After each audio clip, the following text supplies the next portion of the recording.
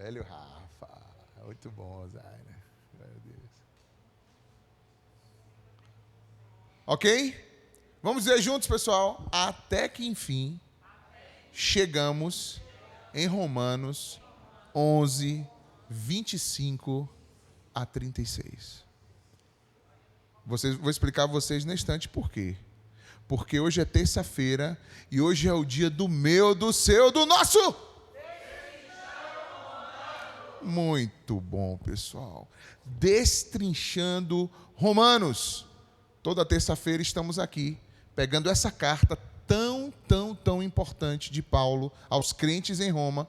E como um sushimê, temos feito pequenas porções bem preparadas para a nossa degustação, alimentação semanal, para que a gente se edifique espiritualmente e cresça no conhecimento da palavra do Senhor.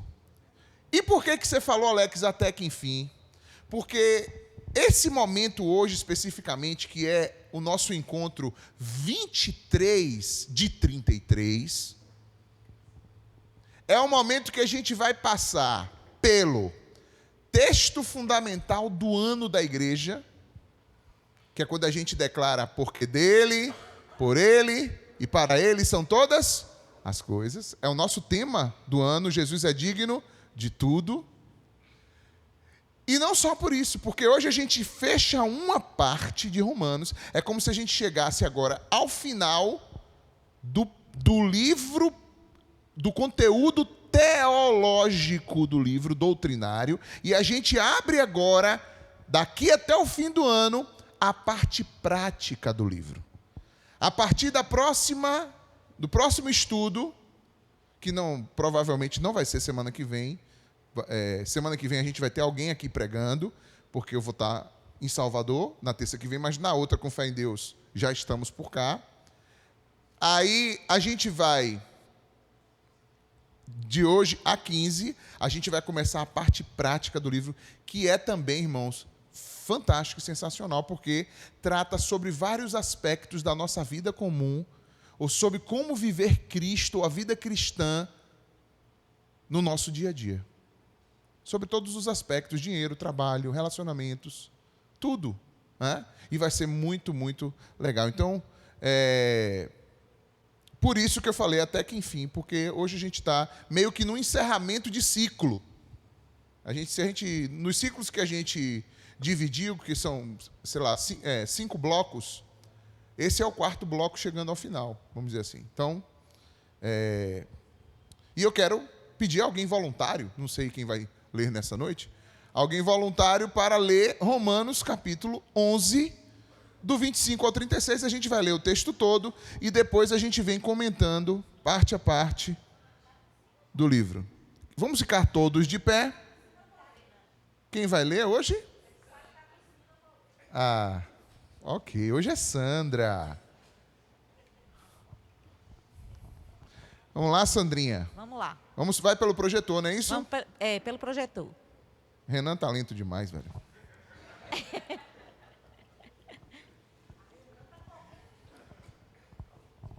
Vamos lá. Vamos lá. Irmãos. Microfone.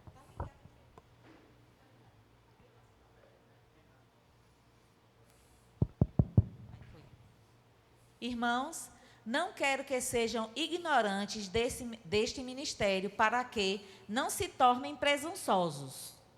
Israel experimentou um endurecimento em parte, até que chegasse à plenitude dos gentios.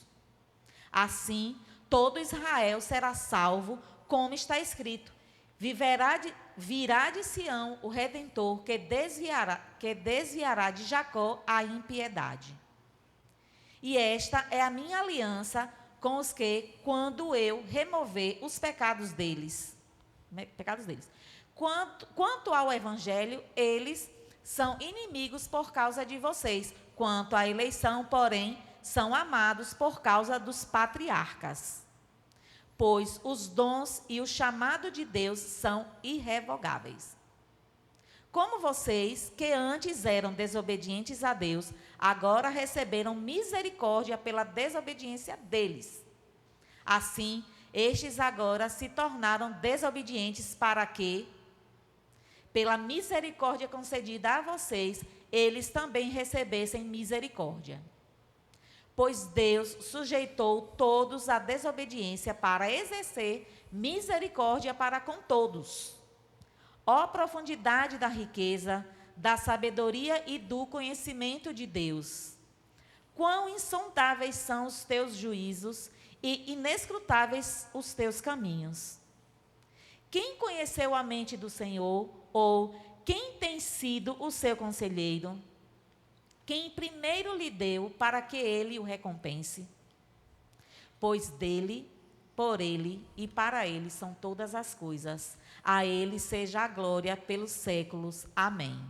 Amém. Senhor, fala conosco na tua palavra, no nome de Jesus. Podem sentar, queridos. Ai, gente, semana passada a gente viu como o apóstolo Paulo, ele usou uma imagem de uma oliveira, uma árvore oliveira que dá o quê, gente? Azeitonas, né?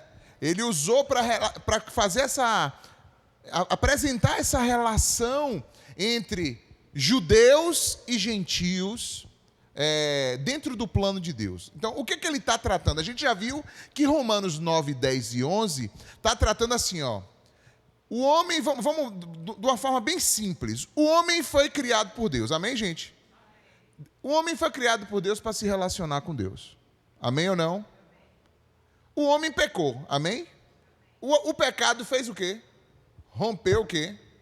Separou o homem de Deus. Só que Deus não desistiu do homem. Deus tinha um plano para resgatar esse homem de volta. E esse plano, ele precisava contar com alguém para poder o seu filho vir em algum momento da história. Em um dado momento da história, então, esse Deus que não desistiu do homem, chamou uma pessoa. Quem era ele? Abraão. Para que, através de Abraão, esse cara que ele chamou, ele começar uma nação, um povo que iria ser um povo com o qual ele teria uma aliança, um compromisso. O que é uma aliança? Um contrato, um compromisso de fidelidade. E esse povo seria o povo da linhagem messiânica. O que é a linhagem messiânica? Que iria lá na frente ser através desse povo que iria nascer quem? Jesus Cristo. Então Maria, por que eu falo de Maria? Porque Maria não teve relação íntima com José, né? Então Maria, ela vem dessa linhagem de quem? De Abraão. Entendeu? Então o que é que acontece? Deus tinha um plano através desse povo que a gente chama de israelitas, hebreus ou judeus. Cada um tem uma forma de... Existem formas certas e erradas de falar. Mas geralmente a gente fala esses nomes. Judeus, ou hebreus, ou povo de Israel, ou povo de Deus. A gente usa vários nomes, né? Que, na verdade, tudo é mais ou menos se relacionando com essas mesmas pessoas que a gente está falando aqui. São as pessoas dessa linhagem de Abraão, que Deus usou para trazer quem, gente? Cristo. Amém? Só que acontece o seguinte, quando Cristo veio como Messias, esse povo, ao invés de acolher Cristo, eles não reconheceram Cristo como Messias. Cristo não satisfazia para eles a expectativa que eles tinham do tipo de Messias que eles queriam. Eles queriam um Messias que desse para eles uma vitória terrena, bélica, uma vitória, um reino aqui. Como talvez foi nos tempos de Davi. Davi, por exemplo, quando reinou nesse povo, Davi conseguiu ter o maior êxito que Israel já teve. Ele conseguiu estabelecer um grande reino. Então o povo sonhava com isso, porque, inclusive, uma das formas como Jesus chamava era de filho de quem? De Davi. Só que o reino de Cristo, ele não é desse mundo. Então, quando Cristo vem e estabelece um reino, que é um reino, vamos dizer assim, de entrega, um reino de amor, eles não reconhecem. Alex, todos eles não reconheceram? Não. Muitos reconheceram. Mas enquanto povo, não. Não se pode dizer assim, ó, o povo de Israel, o povo hebreu, reconheceu Jesus. Não. Alguns dentre o povo reconheceu Jesus. Entenderam até aí? Só que a pergunta que fica é, como é que fica essa situação, então? Já que esse povo era um povo da promessa, o povo que Deus tinha escolhido para trazer. Agora esse povo se escolhe, esse povo agora acabou para eles? Deus não tem um plano para eles? É sobre isso que esses capítulos que a gente viu, 9, 10 e 11 de Romanos, tratou. E hoje o apóstolo Paulo vai tratar desse ponto. Qual é? Inclusive, Sandra leu ministério, mas não é ministério. É o mistério. Mistério. Então, nosso título de hoje é esse aqui, vamos ler juntos? O mistério da restauração de Israel. E a gente vai ver que mistério é esse. É que Deus usou o endurecimento deles para fazer um plano se cumprir. Deus, irmãos, Ele é infinitamente poderoso, sábio, maravilhoso. Não há nada que esteja difícil ou impossível para Deus. Até o endurecimento do povo dele, ele conseguiu fazer isso, cooperar no final para o bem. E é isso que a gente vai observar hoje aqui. Então a gente vai ver, a pergunta de hoje é, próximo. Nós temos uma raiz, muitos ramos, uma esperança em aberto, e temos um mistério. Quando Paulo fala de mistério, gente, já viram, tem até no contexto cristão, pentecostal principalmente, tem um pessoal que fala assim, ó, Deus é Deus de mistério. Já viram isso aí? Já viram? Deus é Deus de mistério. Por que isso? Porque as pessoas se referem, por exemplo, ao dom de línguas. Algumas pessoas se referem como falar em mistérios, que a Bíblia usa essa referência. Por que falar em mistérios? Porque a pessoa fala, mas ela não o quê? Ela não compreende. Então, por isso que é falar em mistérios. Ela está falando no espírito, não na mente pensante, na linguagem que a mente humana produziu. Mas no mistério, que é uma linguagem apenas o quê? Espiritual. Então, mas aqui nesse caso, quando ele está falando de mistério, não é nesse sentido de alguma coisa enigmática, ou que não era para nunca ninguém ter descoberto e acabaram descobrindo, não. Ele está falando de mistério aqui porque existia um tempo oportuno na história onde cada parte do plano de Deus vai sendo o quê? Revelado. E Paulo vai dizer, olha, eu tenho esse entendimento e eu vou apresentar para vocês como é esse mistério. É o que está no trechinho que a gente vai ver hoje. Né? A pergunta que ainda faltava responder. Esse reenxerto de Israel, porque lembra da imagem da videira ou da oliveira? Ele disse o seguinte, tem uma oliveira original e tem uma oliveira brava. A oliveira brava era os gentios que não conheciam a Deus, por isso não davam fruto, por isso não produziam nada. E tinha a oliveira original, que eram quem? O povo de Israel, o povo de Deus. E aí ele vai usar dizendo assim, olha, os ramos, foram cortados ramos da oliveira brava, tipo nós, e foram enxertados na oliveira original. E os ramos rebeldes da oliveira original foram também cortados.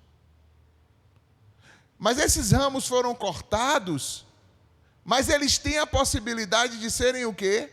Reenxertados. Então, esse afastamento de Israel não significa que ele foi total, não significa que ele foi para sempre, e significa que no plano de Deus existe não só a possibilidade, mas está profetizado a conversão de Israel. Alex, que conversão é essa? De todo mundo de Israel? Lembre, mais uma vez eu vou dizer, quando ele fala todo Israel, quando fala de Israel, ele não está falando que é todo Israel, no particular, as pessoas de Israel. Porque dentro do povo de Israel, com certeza vão ter pessoas que não vão ser salvas porque não creram e porque não crerão. Mas ele está falando como povo, Jesus que foi rejeitado será agora o quê? Aclamado como rei, recebido. Isso está onde, Alex? Isso está diante de nós, nas dispensações no plano escatológico. O que é plano escatológico? Na ordem que as coisas vão acontecer até o fim dos tempos. E quantos viram que a coisa deu uma fervida de novo por lá agora esses dias? Já perceberam ou não? Tem alguém aqui que acompanha as notícias? Alguém acompanha as notícias daquela região lá? Agora, esses dias, de novo já deu uma esquentada de novo. Então, aquela região ali, o Oriente Médio, gente, é como se fosse o termômetro escatológico do mundo. Tudo que acontece ali vai trazer referências para a gente sobre o fim dos tempos. E a gente precisa estar com o quê? Atento, ouvindo, e com o nosso coração o quê? Preparado. Alex, se eu ficar olhando para isso, eu fico logo com ansiedade, eu fico com medo, eu não consigo dormir, eu não gosto de pensar nessas coisas. Quando a pessoa fala essa palavra escatologia, ou fala de apocalipse, ou fala qualquer coisa, eu já fico tremendo na base. Eu não gosto de ouvir sobre isso. Não tenha medo. Não é para lhe provocar medo, é para lhe provocar esperança de que os planos de Deus, que aquilo que Deus falou, Ele vai o quê? Cumprir. Então descansa no Senhor. O que é que eu tenho que fazer hoje? Permanecer firme no Senhor. Seja fiel a Deus. Ande com Ele. E você vai estar percebido quando a trombeta tocar, quando o Senhor chamar os seus. Amém ou não? Então assim, hoje também a gente vai passar por aquilo que muita gente chama de o ponto mais alto do argumento de Paulo sobre judeus e gentios, que é uma doxologia de encerramento. A gente vai ver o que é isso. Não é uma palavra comum para vocês, é? Para mim também não é. Doxologia? Pois é. A gente vai ver o que é isso daqui a pouquinho. Então, o que eu quero dizer? A lógica, o que a gente vai ver hoje é que a lógica de Deus não mudou. Continua sendo o seguinte: a fé. Ele enviou seu Filho para que todo aquele que nele crê não pereça, mas tenha a vida eterna. Ou seja, isso serve para quem? Tanto para quem é judeu, como para quem é? O que, gente? Gentil. Quem é gentil? Aquele que não é judeu. Ou seja, nós. Tipo nós, por exemplo. Amém? Vamos em frente. O que mais que eu posso dizer agora já de antemão, antes da gente entrar? Falar rapidamente sobre essa questão da doxologia, né? A gente vai ver que o texto de hoje começa com uma explicação e ele vai entrando numa dimensão onde ele termina adorando. Percebeu isso ou não? Ele começa explicando, como ele já vem desde o capítulo 1. Veja, irmãos, mais da metade da carta já se foi. Ele está teologia, doutrina, teologia, falando sobre várias coisas. Sobre a justificação pela fé, sobre como é a vida do justificado, sobre como que o Espírito trabalha na vida de quem aceitou Jesus. E ele vem falando de doutrina, só que chega num ponto onde não dá mais doutrina, não dá mais explicação. E aí, quando não dá mais nisso, você tem que abstrair ou passar para uma dimensão. Que dimensão é essa? Adoração. Quando nada mais consegue ocupar a dimensão da explicação comum, do que as palavras podem expressar, ou do que uma explicação sistemática podem fazer, você adora. Você adora. E aí ele termina dizendo assim, olha, profundidade da riqueza e do conhecimento de Deus. E o restante a gente vai vendo no caminho. Vamos então, parte a parte agora, começando do verso 25. Vamos ler todos na tela. Pode passar. Não quero, irmãos, que vocês deixem de conhecer o quê? Este mistério. Diga aí, mistério. Para que vocês não sejam orgulhosos. Parte de Israel foi endurecida até que a totalidade dos gentios venha a entrar. Olha o que é que ele está dizendo aí. Que quando Israel endureceu o coração e não recebeu Jesus, isso nos favoreceu. É como se tivesse tido uma rachadura no pote E pela rachadura, a água da salvação chegou para quem? Para nós. A igreja nasceu através disso. Ah, vocês endureceram? Tem pessoas para alcançar. Eu ainda tenho ovelhas que não são deste aprisco, e a mim convém congregá-las também. E haverá um só rebanho e um só pastor. Então, a gente vai ver isso acontecer, sabendo que esse endurecimento, como eu falei, tem uma data de validade. Não é permanente, não é total. Agora, ele vai dizer também, eu quero falar isso para vocês, para que vocês não sejam o quê, gente? Orgulhosos. Como é esse negócio de ser orgulhoso? É que às vezes assim, ó, gente. A pessoa rejeitou, né?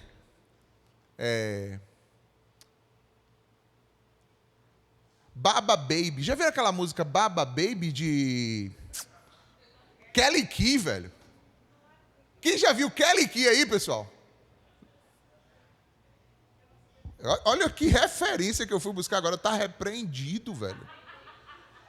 Meu Deus.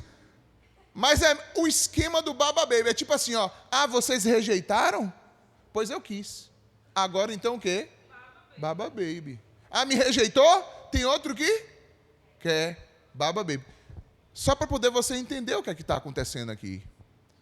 O que é que ele está dizendo? Só que agora que você está, você não tem que estar falando Baba Baby. Você tem que orar para que aquele que rejeitou receba Cristo.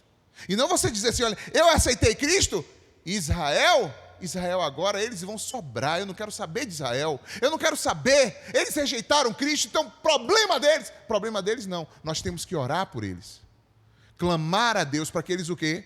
Se arrependam, testemunhar. Sabe o que está acontecendo? A vida de muitos cristãos que receberam a Jesus, estão vivendo com Jesus, a vida desses cristãos está provocando neles o quê? Ciúmes, vontade de também o quê? Servir a Deus, conhecer a Jesus. A igreja existindo, a forma como... Imagine, irmãos, você tem um pequeno negócio lá em Israel, preste atenção, você é um judeu, aí tem um negocinho lá, uma barraca, lá na Cidade Velha, que eles chamam de Cidade Velha, que é aquele núcleo mesmo, dentro das muralhas ali. Aí você tem uma lojinha, aí você percebe que 90% do seu faturamento, quem te dá é crente. Toda hora entra crente. Toda hora entra crente, sai crente, entra crente. Imagine. E toda hora que entra o crente entra dando glória a Deus, e entra feliz, e não sei o quê, e pechincha, e dá glória a Deus, e tenta evangelizar o judeu. Mas vem cá, você não recebe, por que você não crê mesmo? Imagine eles passarem todo dia por isso, gente. É uma onda, né? Deus preparou. Olha o ciclo, a gente vai passar por isso ali agora. Vamos adiante. Deixa eu ver o que mais que eu posso destacar aqui. Ou seja, eu recebi Jesus, então eu agora sou superior espiritualmente. É assim que a gente tem que pensar? Não. Eu recebi Jesus pela mesma graça, pela mesma misericórdia. Não é porque eu sou merecedor de nada, não. E eu agora que estou com Cristo, tenho que ter um coração o quê? Humilde, que prega, que testemunha em nome de Jesus. E aí eu coloquei aqui em amarelo uma coisa importante. Vamos ler juntos? Todo conhecimento espiritual que produz o quê? Orgulho, ao invés de humildade e adoração, foi mal o quê? Compreendido. E eu ainda diria mais para vocês. Isso serve para a palavra de Deus, basicamente, para aquilo que temos em Cristo, mas isso serve também para tudo na vida. O mundo dá voltas, como diz a história. Você está por cima, cuidado, porque um dia você pode estar o quê? Por baixo. Então, aprenda a ter humildade. E não fique humilhando ninguém. Aprenda a ajudar quando você tem condições. Abrace as bênçãos de Deus, abençoando a vida de outros. Amém?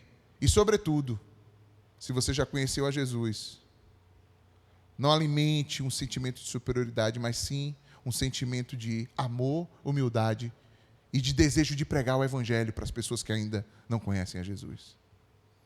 Amém, gente? Vamos em frente. 26 e 27. Assim, e assim o quê? Todo Israel será salvo, como está escrito. De Sião virá o libertador. Ele afastará de Jacó a impiedade, e esta é a minha aliança com eles, quando eu tirar os seus pecados. Aqui o apóstolo Paulo está fazendo um uso, um empréstimo da profecia de Isaías. Esse texto que ele usou aí agora, de Sião virá o libertador, parará, parará, é uma mescla de Isaías 59, 20 e 21 e Isaías 27, 9, se você quiser anotar, mas na nossa apostila de hoje, que está lá no nosso blog, no final, você vai ter um link para o blog de hoje com a apostila, depois o link da mensagem de hoje, tudo direitinho organizado para você. Mas, se você quiser anotar aí, ele está fazendo uso de Isaías 59, 20 e 21 e Isaías 27, 9. Lembra do que eu falei? Todo Israel aí significa todos os indivíduos de Israel? Não, diga não. Não. Ele está falando do povo como conjunto. Entendeu? Por exemplo, eu vou falar assim, ó, o aprisco está salvo. Significa que todo mundo dentro do aprisco está salvo? Estou falando com o aprisco como igreja, povo de Deus, que anda em fidelidade com a palavra de Deus, que tem compromisso com Deus, está salvo. Agora, tem o joio e tem o trigo? Tem. Tem os que creem e os que fingem que creem? Tem. Todo lugar é assim. Agora a gente não sabe. Quem vai fazer é o quê? A seleção é quem? Deus. É Deus que pode julgar isso. Estão entendidos nisso aí ou não? O texto fala de quem se volta da transgressão. Ele afastará de Jacó a impiedade. Ou seja, a forma como Deus vai salvar não muda. Não existe salvação, gente, só porque eu sou da etnia judaica. A etnia judaica faz você ter uma promessa de Deus sobre sua vida para a salvação, mas você, tal qual eu que sou gentio, também vai ter que o quê? Se arrepender. Confessar quem? A Jesus. E não como se houvesse uma linha extra. Como é o nome lá em Salvador? Tem o nome de uma linha extra. Essa linha extra que usa para o ônibus. Eu esqueci. Que é uma linha específica que só passa os ônibus, para não pegar engarrafamento. Tem o BRT, mas é o nome da rua que ele passa. Eu esqueci o nome. A linha expressa. Pronto, a via expressa do BRT. A via expressa do BRT. Não existe uma via expressa porque eu sou judeu. Ou porque eu sou filho de fulana que é crente, ou foi missionário, ou foi pastor. Ou porque eu tenho X anos de igreja. Não existe linha expressa para ninguém. Todo mundo é salvo do mesmo jeito. Como? Arrependendo-se dos seus pecados. Confessando a quem? A Jesus como seu único e suficiente Senhor e Salvador. Não é uma coisa automática, independente da fé, irmãos. É para quem se volta para Deus. Amém? Entenderam isso? Sim ou não? Vamos ao próximo. Versículos 28 e 29. Ele fala uma coisa interessante, ele faz uma explicação dizendo que eles são inimigos, mas ao mesmo tempo são amados. Como é que é essa coisa que aparece ser tão contraditória ou que se bate uma coisa com outra? Como é que eles são inimigos e ao mesmo tempo são amados? Quanto ao evangelho, eles são inimigos por causa de vocês. Mas quanto à eleição, eles são amados por causa dos patriarcas. Leia essa parte em amarelo. Pois os dons e a vocação de Deus são irrevogáveis. Essa frase, inclusive, é muito usada para a gente fora de contexto.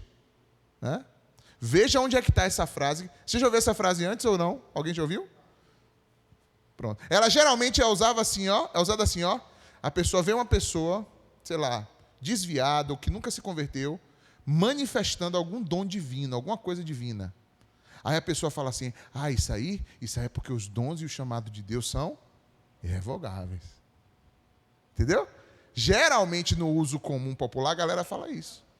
Ou então fulano estava na igreja, se desviou, aí virou, sei lá, uma pessoa que anda na embriaguez, ou está no vício de drogas. Porém, continua exercendo coisas, características, talentos ou dons que ele exercia quando estava firme. A pessoa fala assim, isso aí é o que a Bíblia diz. Os dons e o chamado de Deus são irrevogáveis. Eu não vou dizer para vocês que você não pode até aplicar isso. Mas não significa que porque aquele dom, ou aquele chamado, ou alguma coisa que aquela pessoa está manifestando de talento ou dom, ou alguma coisa desse tipo, signifique que Deus está aprovando a rota que aquela pessoa está fazendo. De jeito nenhum. Ou que aquilo represente que a pessoa está salva. De jeito nenhum. Não é possível, mas fulano... Irmãos, eu já vi várias vezes bêbados, você começar a tocar o violão aqui, louvar, e o bêbado começar a louvar, adorar, como parecendo que você não encontra nem dentro da igreja. Com tanto fervor, com tanta entrega, daqui a pouco está falando até em línguas. Bêbado. Não sei se vocês já viram isso. Eu já vi várias vezes. Entendeu como é que é? Isso significa que Deus está aprovando a vida daquela pessoa? Não. O jeito que ela está vivendo? Não. Isso significa que aquela pessoa, porque ela está fazendo aquilo, está salva? Também não. Significa que ela está perdida? Diante do meu olhar presencial? Sim. Mas não significa para Deus que ela está perdida, porque eu conheço ela agora. Eu não conheço ela amanhã, nem daqui a 1 ano, nem daqui a 2. Conheço ela hoje. Então eu tenho que ficar resumido na minha insignificância e julgar conforme aquilo que eu tenho nas minhas mãos. Me esvaziar. E a Bíblia diz, não julgueis para que não sejais julgados. Toma cuidado. Porque nós não podemos fazer um juízo, o quê?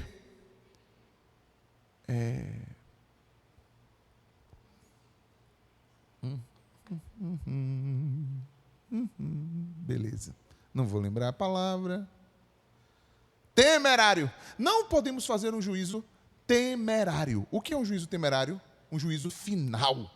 Só quem pode dar um juízo final é Deus. Nós julgamos dentro do nosso pequeno universo humilde, com cuidado, porque, claro, a gente exerce juízo sobre tudo, faz parte da gente, mas não temerariamente. Eu posso olhar para fulano e dizer, mas rapaz, como é que fulano está numa situação como essa? Ô Senhor, salva a vida de fulano. E tal, não sei o quê. Eu tenho que tomar cuidado de dizer, fulano é isso, fulano é aquilo. Não, fulano está assim, está assado. Até numa discussão que a gente tem com uma pessoa, com um colega, com um vizinho, com marido e mulher, a gente tem que tomar cuidado até com palavras, porque às vezes com palavras a gente usa juízos o quê? Temerários. Você é isso. Você é aquilo. Não, você não tem como dizer o que a pessoa é. Você pode até afirmar como a pessoa está se comportando, o que é que ela está fazendo, apontar comportamentos, situações. Mas dizer o que a pessoa é, só Deus pode dizer finalmente o que alguém é. Sim ou não, pessoal? Vocês creem nisso ou não?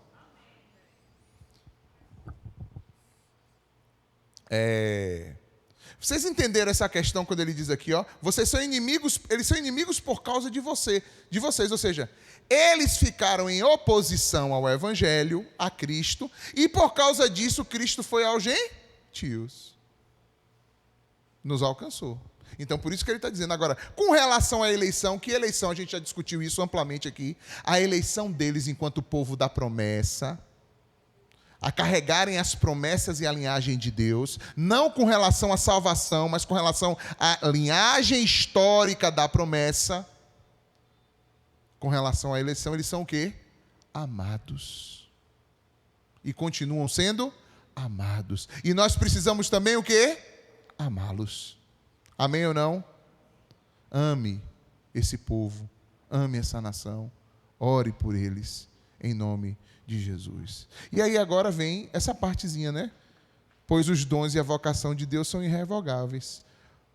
Tem outras versões que vão dizer os dons e o chamado de Deus são irrevogáveis. Aliás, antes de eu falar sobre isso, quando ele fala assim, ó, amados por causa dos patriarcas, é preciso a gente falar rapidamente quem são os patriarcas? Pronto. Por que ele está falando isso? Porque foi para esses que a promessa se plantou. A partir dessa sequência, desses 3 patriarcas, foi que a promessa de povo se plantou sobre a vida daquele povo. Então, não é porque, eu sou filho de Jacó, então eu sou automaticamente amado por Deus. Não é exatamente isso. É porque, a partir desses patriarcas, Deus deu origem a um povo. Esse povo é o povo da promessa que carrega a linhagem. Mas Deus quer que dentro desse povo faça o quê? Creia. Creia em quem? Em Cristo, que é a promessa que eles carregam. Amém, pessoal? Está entendido isso, gente? Eu fico batendo porque a gente já está fechando 11, e esse era o ponto da carta que para mim era mais complicado da gente passar. Né? Porque existem muitos debates sobre esses 3 capítulos. E eu queria deixar para vocês algo, não só aqui, mas até gravado, para depois, que alguém queira ir, para ver mais ou menos como é a nossa linha aqui no Aprisco, como é que a gente ensina isso aqui. Não é que a gente ensina isso aqui a partir de agora. Isso já é o ensino do Aprisco desde o início do Aprisco. Só que a gente nunca tinha vindo para cá, para esse lugar, com esse foco de tratar o texto. Como a gente está fazendo semana após semana nesse ano. Entendeu, gente? Então, por isso que a gente está tendo esse trabalho a mais. Por que você botou esse QR Code agora aí, Alex? Porque eu coloquei uma coisa sobre essa coisa dos dons irrevogáveis lá, também no nosso blog. A gente tem um blog de teologia da Escola Teológica Aprisco, e todas as vezes que eu estou fazendo qualquer coisa, ou estudando, ou preparando alguma coisa que eu acho interessante, eu jogo um blog lá, para ir alimentando, para vocês sempre terem alguma coisa para vocês crescerem espiritualmente. Você pode, inclusive, assinar o blog, porque toda vez que entrar um post novo, você recebe uma notificação no seu e-mail. Ou até se você tiver um aplicativozinho, tem um aplicativo que chama Jetpack, que você recebe, inclusive, um avisozinho na tela do seu celular. Toda vez que entra um blog novo. Não tem muitos assinantes, mas se você quiser assinar, está lá. Ou seja, o que significa, então, que os dons de Deus são irrevogáveis? Que Deus não muda, gente. Amém ou não? Aquilo que Ele concedeu, Ele concedeu. Ele é o mesmo ontem, hoje e sempre. Ou seja, Ele prometeu que ia salvar o seu povo, Ele vai salvar o seu povo. A gente já viu isso acontecer? Ainda não, mas veremos ali adiante. Porque isso é cumprimento da promessa de Deus. Quantos creem assim? Diga amém. Amém. Amém. E aí, quando você olha para isso aí, Alex, como é que eu posso aplicar isso para a minha vida mesmo, pessoal?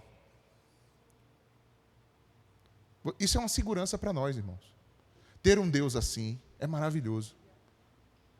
Um Deus que é misericordioso, amoroso, que deu uma palavra para nós, e que essa palavra não muda porque a gente muda. Tem gente, que pensa assim, tomou qualquer tropeço, qualquer coisinha, já está pensando que perdeu a salvação. Tem gente que fica andando com Deus na base do medo. Deus não quer isso, irmãos. Claro que a gente não vai, obviamente, dizer que você tem que deixar de responder com fidelidade a Deus, com obediência. Não, tem que ter obediência, tem que ter fidelidade. Mas você não pode deixar também despencar para o outro lado, que é aquele lugar onde, no momento de falha, no momento de tropeço, no momento de dúvida, quantos não já passaram por crise de fé? Você nunca passou por crise de fé, não? Se você não passou, parabéns. Eu já passei por várias. Mas graças a Deus que a nossa relação não estava dependendo de mim. Ele me amou, mesmo quando eu passo pelas minhas crises. Me levanta na tormenta. Tem aquela música que fala sobre isso, né?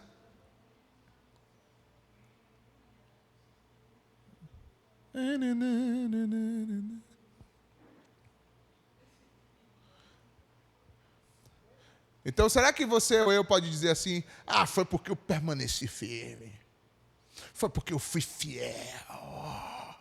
Foi nada, meu irmão, não foi não, foi por causa de quê? Do seu amor, da sua misericórdia, da sua bondade. Ele continua sendo bom, amoroso e fiel. Diga, eu confio em Deus. minha vida está em Deus. Diga, aleluia. Vamos no 30 a 32. Vamos ler. Assim como vocês anteriormente foram o quê? Desobedientes a Deus, mas agora receberam misericórdia por causa da desobediência deles. Da mesma forma, eles se tornaram agora desobedientes, a fim de também receberem o quê? Misericórdia, pois Deus encerrou a todos, diga aí a todos, na desobediência, para exercer misericórdia para com quem? Para com todos. Então a gente está vivendo aí o quê? O mistério que Paulo falou é esse aqui, ó. É um ciclo. Ah, Israel desobedeceu. Beleza. Pela desobediência deles, você foi o quê? Alcançado, o gentio. Aí o gentio agora vai bater no peito e se orgulhar? Não. Não. Porque não foi porque eles foram desobedientes, foi porque Deus é misericordioso que salvou você. Agora, se você não crer e não permanecer fiel, a mesma desobediência que pegou o coração deles pode pegar o seu. Então, por isso que você tem que ficar o quê? Pianinho, ó. Ficar na sua. E se manter fiel. Ser fiel até a morte e dar-te-ei a coroa da vida. A perseverança dos santos é importante. Ou seja, eu preciso perseverar até o fim, em obediência. Olha só. Só que aí, quando eu estou sendo obediente, Israel está sendo desobediente, agora, eles, na desobediência deles, vão começar a olhar como é a minha vida e a minha relação com Deus. E aí Deus vai pegar a minha vida com ele e começar a mostrar para eles e provocar neles o quê? Sede, ciúmes, para que eles voltem de novo para Deus. Ou seja, Israel desobediente hoje, olha lá, gentios, desobedientes no passado, receberam o quê? Misericórdia por causa da desobediência de Israel. E aí Israel hoje é desobediente, mas também vai alcançar o quê? Misericórdia, porque há uma promessa para todos. Todos aqui é a misericórdia, sem distinção de origem, etnia, não é etnia, não é nada disso. Né? Todos aqui não significa assim, ó, como muita gente pensa que esse texto é de universalismo. Sabe o que é universalismo? Pessoas que pregam o seguinte: Deus vai salvar todo mundo, independente das pessoas. Isso é a pregação universalista. É uma pregação que a gente considera o quê? Herética. Heresia. É uma pregação fora da doutrina bíblica. Todos aí significa que está oferecido para todos. Mas se cumpre na vida dos que creem. Amém, gente? É a mesma coisa que eu disse para vocês, ó, gente. Eu estou com 10 cartões de Pix aqui. E todos os que receberem esses cartões receberão Pix de R$1.000. Amém? É brincadeira, viu? Estou brincando. Só que se você chegar e disser assim, levantou sua mão e diga, eu recebo. Tu recebeu? Recebeu? Você tem que vir, pegar o teu cartão e fazer cumprir aquilo que está dentro. A fé, ela tem que ter ação. Amém ou não? É a mesma coisa. Não é só você dizer, é porque eu fui para a igreja. Porque eu... Não, você tem que fazer uma entrega real. Você tem que fazer realmente uma entrega do teu coração, da tua vida. E dizer, Senhor, minha vida é tua a partir de agora. Eu quero andar contigo. E pronto. Entendeu? Para que se cumpra na tua vida as promessas que tem na vida do salvo. Creia. Creia. Vamos lá. Então, não é garantia de salvação sem exceção. É uma oferta igual e a resposta de fé continua sendo de cada pessoa. Inclusive, eu coloquei aqui no próximo slide só uma chamada de atenção para a gente ver uma diferença de 3 conceitos. Ó. Qual é a diferença entre justiça, misericórdia e graça? Justiça é a pessoa receber aquilo que merece ou que lhe é devido. Isso é justiça. Tá certo? Um exemplo é o salário do pecado é a morte, por exemplo. Ah, você pecou? A justiça de Deus é que o pecado tem um salário. E ele cobra o salário dele e é um direito. Ele vai trazer o quê? Pecou, vai trazer o quê? Morte, de alguma forma. Agora, o que é misericórdia? Misericórdia é não receber aquele castigo que você merecia. Isso é misericórdia. Ou seja, é não receber aquilo que eu mereço como castigo. Diga aí. É não receber aquilo que eu mereço como castigo. As misericórdias do Senhor são a causa de nós não sermos consumidos. Ou seja, se Deus fosse pegar na base, Ele teria motivos totais para condenar qualquer um de nós aqui, sim ou não? Quem escapava das mãos dele aqui? Mas Ele é o quê? Misericordioso. Além de justo, Ele é o quê? Misericordioso. Ele oferece misericórdia. Mas ainda tem um terceiro conceito que é o quê? Graça. E se misericórdia é eu não receber o castigo que eu merecia, graça é eu receber aquilo que eu não merecia. A bênção, a dádiva da salvação e tudo mais. Pois pela graça vocês são salvos mediante a fé. Entenderam a diferença entre justiça, misericórdia e graça aí, pessoal? Sim ou não?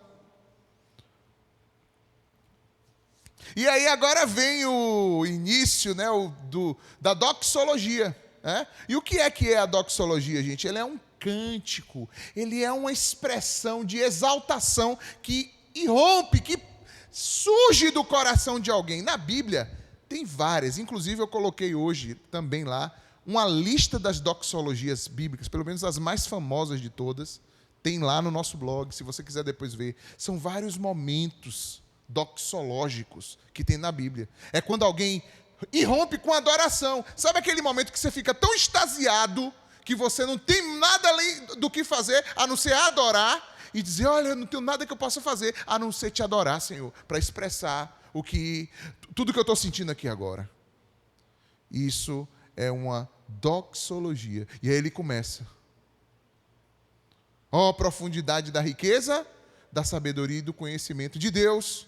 Quão insondáveis são os seus juízos e inescrutáveis os seus caminhos. Então, depois de explicar o mistério, que é como Deus usou esse endurecimento de um para salvar outro, e vai usar essa salvação de outro para provocar a chegada, o retorno do outro, esse mistério que Deus usou no tempo, depois de fazer tudo isso, Paulo não consegue ficar argumentando, ele interrompe a lógica cuidadosa que ele vem desde lá do capítulo 1 até agora. Ele simplesmente vai dizer assim, olha, tudo o que me resta é adorar.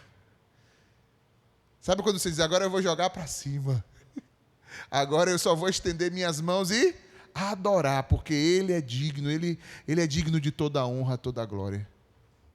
Meu irmão, quando a gente se reúne aqui, e no meio de um louvor como a gente canta aqui, você parar, sabe, sua vida, tudo, o tempo, você está aqui, ó, estender as tuas mãos e adorar.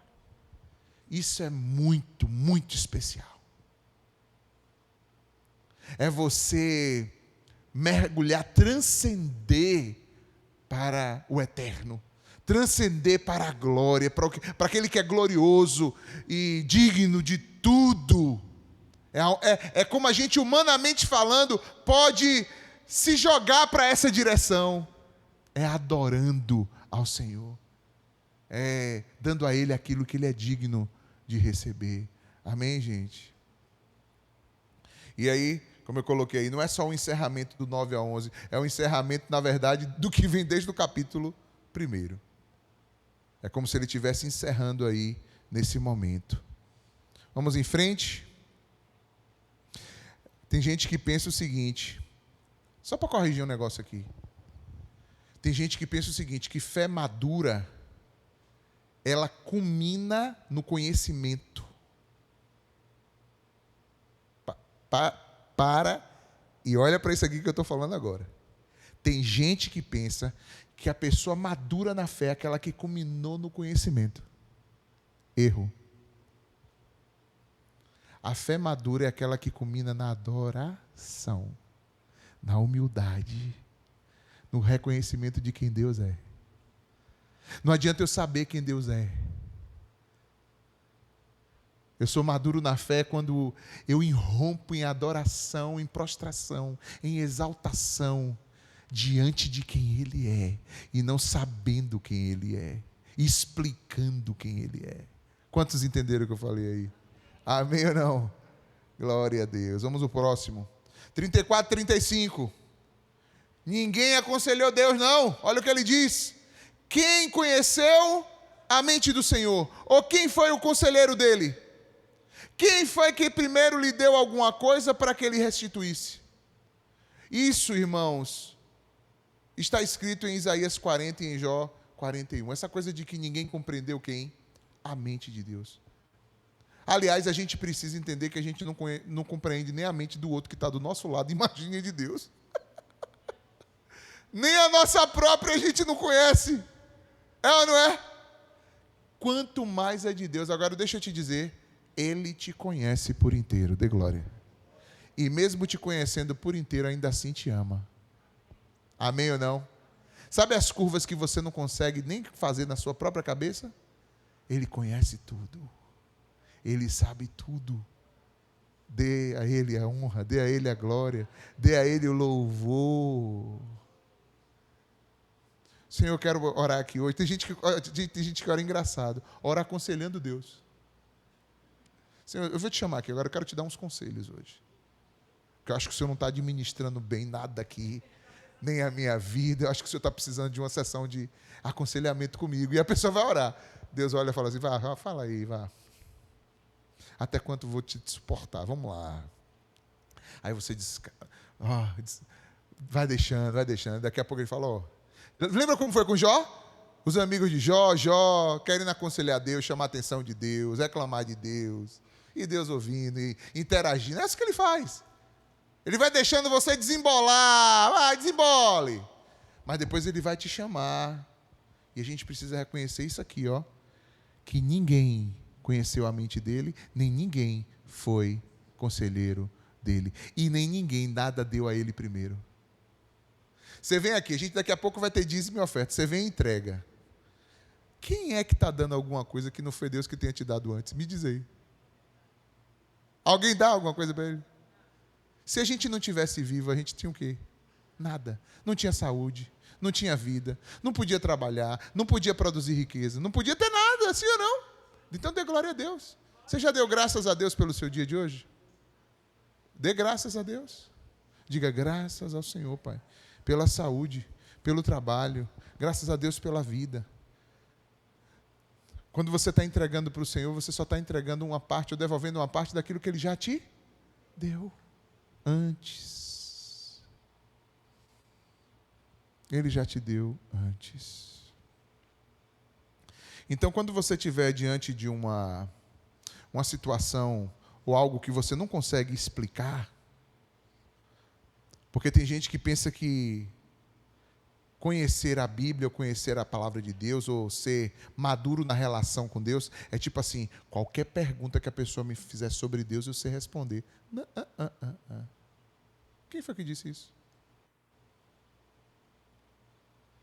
A atitude correta que Paulo nos ensina é que diante das coisas que a gente não consegue explicar, a gente simplesmente faça o quê, gente? Fala alto. Fala alto, não tenha medo. Adore. A gente simplesmente adore. A gente simplesmente diz, Senhor, eu não sei explicar. Ninguém explica? Deus. Eu não sei explicar, mas eu simplesmente te adoro. Eu simplesmente te adoro. Eu não consigo compreender tudo, Senhor, mas eu te adoro. Eu confio em Ti, confio no Teu amor. Confio no Teu amor. Você tem que ir para aí. Principalmente quando você passa por situações que você não consegue explicar. Porque você vai procurar lógica e vai dizer, mas Senhor, por que isso está acontecendo comigo? Por que tal coisa não poderia ser assado? Porque adore, meu irmão, não empregue seu tempo, sua energia em querer ficar explicando. Milagre não se explica. E tem situações da vida que não se explica. A gente simplesmente se entrega ao Senhor em adoração. Vamos em frente. Último versículo. Pois dele, por meio dele e para ele são todas as coisas, a ele seja a glória para sempre. Amém. Então, quando a gente fala dele, a gente fala de quê? Ele é a origem, a fonte de tudo. Quando a gente fala por ele, a gente está dizendo, é ele quem sustenta, é ele quem mantém em funcionamento tudo aquilo que ele mesmo criou. É ele quem governa. E quando a gente diz para ele, a gente está dizendo, tudo que existe aponta finalmente, propositalmente, para ele. Ele é o propósito final de todas as coisas. E aí, meu irmão, que frase, diga aí, que frase fantástica, porque dele, por meio dele e para ele são todas as coisas. Diante de uma frase dessa, no final você só pode dizer o que mesmo? Então glória a ele, pois eternamente, amém. Ou seja, é um sim, é uma entrega completa que ultrapassa a sua capacidade de plena explicação. Mas que, na qual, você, mesmo sem explicar, você pode inteiramente se lançar como verdade que sustente a tua vida para sempre. Amém, pessoal? Glória a Deus. Fechando aqui, vamos só revisar, próximo slide. Então, a gente passou por 9 a 11, chegamos ao fim desse fluxo. 9, a gente viu que a palavra de Deus não falhou porque Israel rejeitou. Israel rejeitou Deus, então a palavra de Deus falhou. Não. Mesmo lá dentro de Israel, rejeitando, houveram aqueles que creram. O remanescente, falamos bastante sobre isso aqui. No capítulo 10, vimos que a justiça pela fé foi oferecida a todos, mesmo que grande parte de Israel não creu. No capítulo 11, vimos que a rejeição, no início do 11, vimos que a rejeição não é nem total, nem definitiva. E hoje, o quadro se completa. Israel será restaurado e tudo termina com essa maravilhosa, o que, gente? Fala aí a palavra difícil. Doxologia. Como aplicação prática para nós hoje. Primeiro, vigie contra o orgulho espiritual. Quanto mais você conhece, principalmente doutrina profunda, como essa daqui que a gente estudou esses dias, sobre o plano de Deus para Israel, para os gentios, isso é um tema difícil, irmãos. Tem semana que a gente quer sair doido aqui, não é não? Fica assim, ó. Tema difícil, mas você aprende, você vai se dedicando, Deus vai te ensinando. Isso não deve gerar em você orgulho, mas sim humildade. Nunca um sentimento de superioridade para outras pessoas. Outra coisa, a esperança precisa ser o quê? Ativa e não passiva. Ou seja, você precisa crer mesmo que Deus tem um propósito. Mas não ficar de braços cruzados.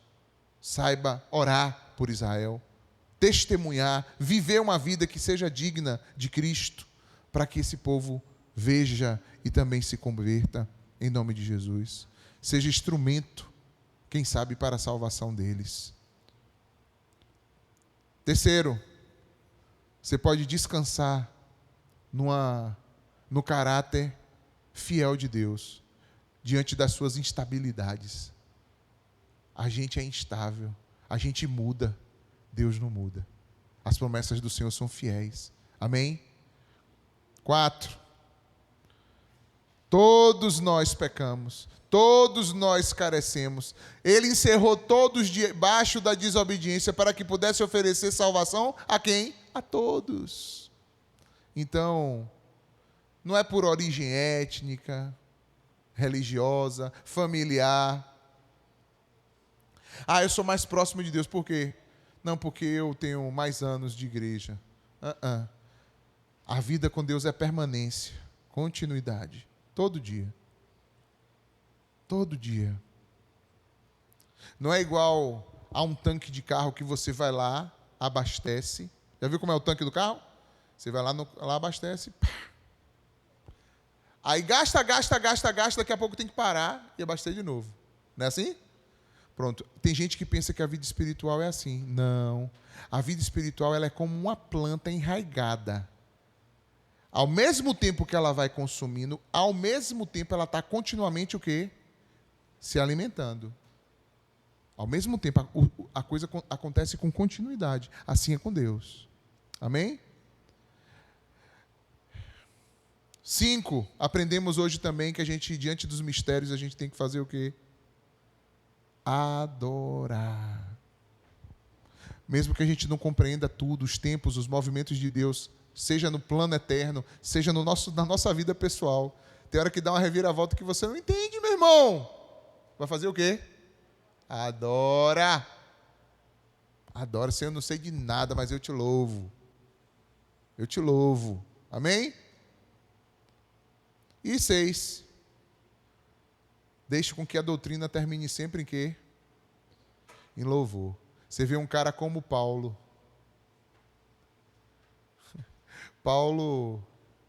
Irmãos, Paulo era uma mente acima da média.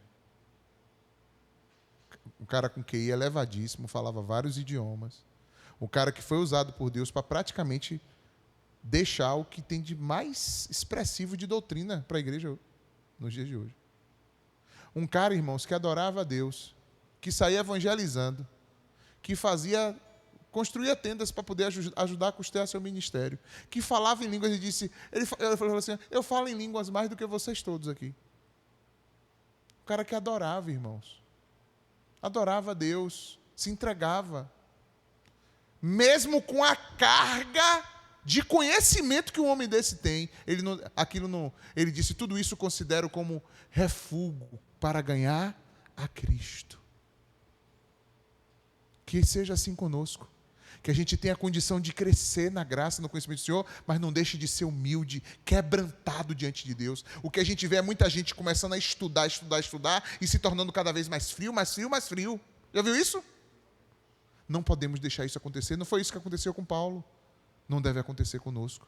Que o nosso coração não seja tomado por soberba, por orgulho, mas que seja tomado por louvor. Diga louvor. Aleluia. E aí, não na semana que vem, mas na outra, a gente vai agora entrar no bloco 5 do nosso estudo, da parte prática de Romanos. E a gente vai falar primeiro esse texto que é maravilhoso também. E eu tenho certeza que você que passa por problema aqui, ó, na cachola, você precisa estar aqui. Se organiza para estar aqui. Por quê? Porque a gente vai falar da transformação pela renovação de quê, gente? Da mente. Vai ser poderosa essa mensagem. Se prepare, em nome de Jesus. Turma de sequelados, se preparem. Deus vai te curar. Deus vai te restaurar. Deus vai tratar você. Deus vai transformar a tua mente. Amém ou não? A gente já vai começar por isso. Porque, ele vai falar de vida prática. Não foi isso que eu falei? Só que vida prática tem que começar pela transformação aonde? Olha só. Deus vai falar profundamente conosco. Em nome de Jesus. E aqui está o link que eu falei. Eu coloquei uma frase aqui no final.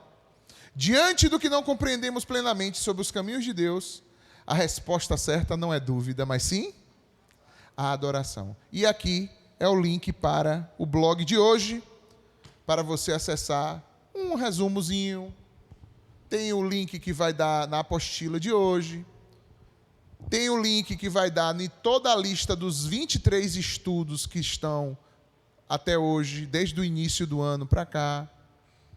Mais tarde, quando o Mateus me passa ali a postagem, já entra o videozinho de hoje, da mensagem, se você quiser revisar, ou mandar para alguém. De repente, Deus falou com você, fala assim, poxa, essa mensagem fulano tinha que ouvir, eu vou passar, velho. Passa. Amém? E aí, podemos agora adorar? Depois da gente doutrinar, vamos adorar? Vamos ficar de pé, irmãos. Estamos recebendo algumas pessoas que estão visitando aqui a gente hoje. Estou vendo esse mano aqui que está aqui hoje. Não te conheço, mano, mas você vai receber um abraço do maior cara aqui da igreja. Não é não, Jardel? Dá um abraço no cara aí, dá boas-vindas. Se ele receber um abraço de Jardel, ele volta, mano. Aí, ó. Bem-vindo, viu, velho? Volte sempre. Tem um casal que está ali, Zaira, Rafa. Tem vindo aqui, irmãos. Acolham eles, fortaleçam, juntem com eles na fé. Abraça aí, dá boas-vindas, mais uma vez, para eles se sentirem parte, né, conosco. E os demais já são de casa, né? Ultimamente vocês têm visto aqui Jonas, mas Jonas já é conhecido aqui, mas não vou nem